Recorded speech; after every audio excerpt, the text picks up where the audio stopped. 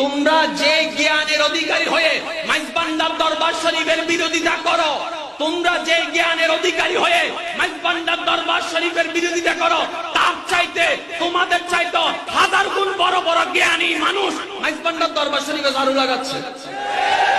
কথা বলেন ঠিক না বেটি?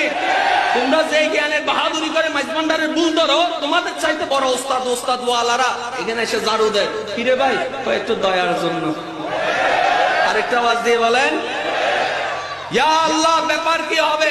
বলে যে বান্দা বুঝলা না, হাদিসটার দিকে একটু খেয়াল করে দেখো না, শাফাআতি লি আহলিল কাবায়ের মিন উম্মতি, বড় গুনাহগারের জন্য আমি নবীর সুপারিশ, বড় গুনাহগারের জন্য আমি নবীর সুপারিশ।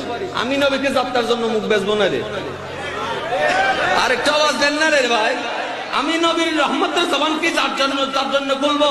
আল্লাহ পাক বলবে যে রাসূল, আজকে আপনাকে আমি শাফাআতের পুঞ্জি দিয়ে দিলাম, যারে মন চাই আপনি তাকে জান্নাতে নিয়ে যান। আমার নবী বলবে, ও আল্লাহ, তুমি সবকিছু জানা সত্ত্বেও ডাইরেক্ট জান্নাতে কিংবা জাহান্নামে না দিয়ে হাসরের ময়দান প্রমাণ করেছো। আরশে হক হে মসনদে রিফাত রাসূলুল্লাহ কি দেখে নি হে হাসরে মে ইজ্জত রাসূলুল্লাহ কি। আমি রাসূলের শান বর্ণনা করার জন্য আল্লাহ তুমি হাসর পয়দা করলা, হাসর কায়েম করলা। ও আল্লাহ, আজকে আমি দেখাবো না ক্ষমতা, আমার গোলামরা